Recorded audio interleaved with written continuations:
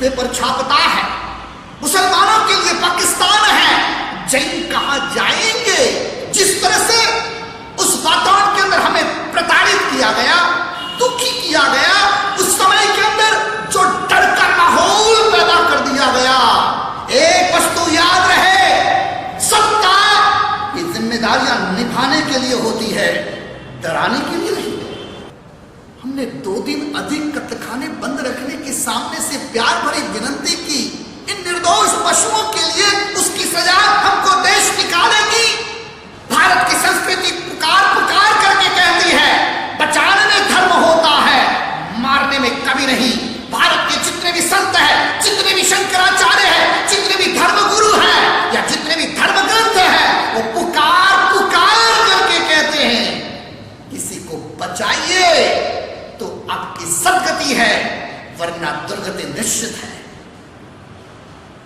गीता जी के अंदर योगेश्वर भगवान श्री कृष्ण कहते हैं, कोई जीव को काटो ना तो उसके शरीर में जितने रुवाड़े होते हैं उतने वर्ष तक तुम्हें नरक के अंदर पकना पड़ता है।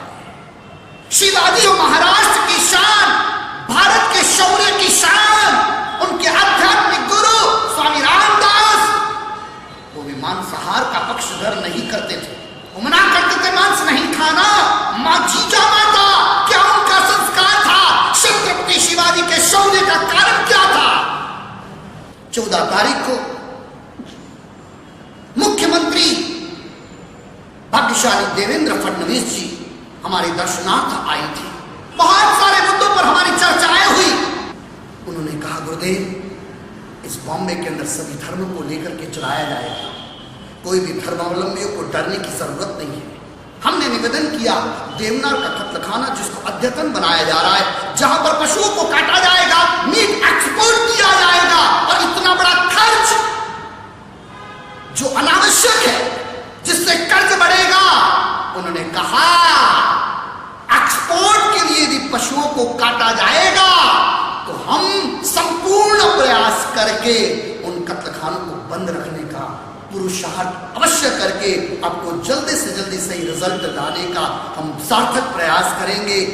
काफी समय से हमारा संपर्क और परिचय है, लेकिन उस व्यक्ति की गंभीरता, उस व्यक्ति की सभी धर्मों को लेकर के चलने की भावना, उस व्यक्ति के रोम रोम में भरा हुआ देश प्रेम, और उनके अंदर महाराष्ट्र के विकास की जो तमन्ना मैंने देखी, उससे मैं बहुत ज्यादा प्रभावित हुआ।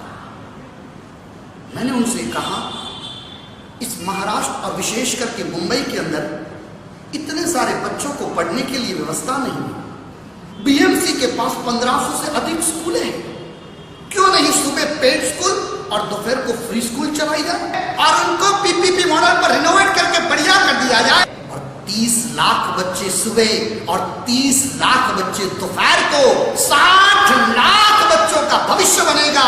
सबसे बड़ी समस्या एजुकेशन की, शिक्षा की, और इंटरनेशनल स्टैंडर्ड की शिक्षा यदि बीएमसी ठान ले तो सारे बच्चों को मिल सकती है।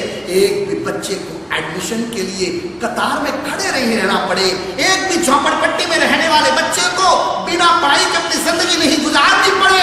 और उसका वचन जब सीएम देवेंद्र फडणवीस जी ने हमको दिया, हम उनसे अभिभूत हो गए। स्वच्छ पानी, पर्यावरण की रक्षा और विशेष करके चिकित्सा, इन सारे विषयों को सुन करके मैं इतना ज्यादा प्रभावित हुआ। साथ में बीजेपी के अध्यक्ष आशीष शेलार जी और मंगल प्रभात जी, लोढ़ा जी, पटनी जी, सभी थे, गणमान्य लोग थे। और जिस पवित्र वातावरण के अंदर, जिस उल्लास के वातावरण के अंदर मैंने जितने भी जैन बसते हैं, जितने पवित्र लोग बसते हैं, पूरे विश्व के अंदर नाम रोशन करना चाहते, वो लोग अवश्य देवेंद्र फडणवीस जी और उनकी पूरी टीम को जिताने का भरसक प्रयास करेंगे। सज्जन व्यक्ति यदि जीतेगा, सज्जन व्यक्ति यदि आगे आएगा तो अवश्य मुंबई का विकास होगा, उसमें कोई अतिशयोक्ति नहीं है। और आज जिस प्रकार का इलेक्शन का वातावरण है, और इसलिए मैं आप लोगों को आह्वान करना चाहता हूं, कोई भी वोट बटे नहीं, कोई भी मिसगाइड हो नहीं, कहीं पर भी वोट के नाम पर अलग अलग गिनतियों के अंदर ये डिवीजन यदि हो गया तो सज्जनों को सत्ता से वंचित रहना पड़ेगा। वैसा हमें हरगिज नहीं होने देना है। चाहे कितना ही धार्मिक अनुष्ठान हो, कितनी बड़े प्रतिष्ठा महोत्सव, कितना ही घूमने का मन बनता हो, लेकिन वोटिंग के दिन कोई भी गैर हाजिर नहीं रहना चाहिए। यदि वोट नहीं देगा तो हिंसा को प्रमोट करेगा, यदि वोट नहीं देगा तो बच्चों के भविष्य के साथ खिलवाड़ करेगा, यदि वोट नहीं देगा भविष्य को अंधकार में बनाएगा। इसलिए मैं चाहता हूं आप सभी वोट करने के लिए जाए और श्रेष्ठतम मुख्यमंत्री आज जिस व्यक्ति के अंदर गंभीरता है, मैं आज याद करना चाहता हूं पुण्यशाली प्रधानमंत्री नरेंद्र मोदी जी और बीजेपी के ऑल इंडिया के अध्यक्ष अमित शाह जी को, जिन्होंने इस महाराष्ट्र के अंदर देवेंद्र फडणवीस जी नाम के कोहिनूर को चुना है। और उस व्यक्ति को हम जितना मजबूत करेंगे वो महाराष्ट्र को आगे ले जाएंगे, महाराष्ट्र की तमाम प्रजाओं को आगे ले जाएंगे, ऐसा मेरा पूरा विश्वास है। और आप और हम सभी मिलकर के हर तरह से उस आत्मा को मजबूत बनाए, उनको वोट करा करके। और ये अवसर मत चूकिएगा, सही वक्त पर यदि हमने अवसरों को चूक दिया तो जिंदगी भर पछताने का अवसर आएगा।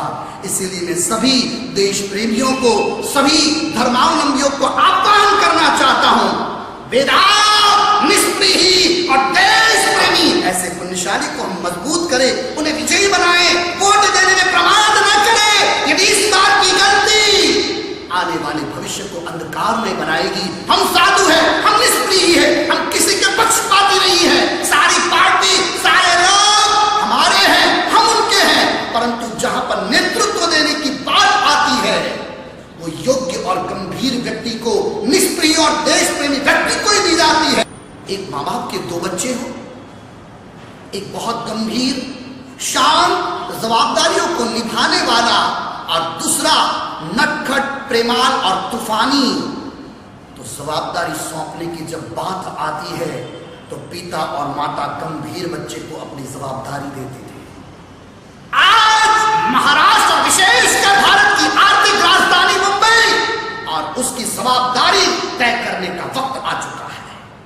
और हमारा आकलन साधना के बाद उससे के लिए सबसे ज्यादा योग्य पुण्यशाली देवेंद्र फडणवीस जी है। और उनकी पूरी टीम को आप जिता करके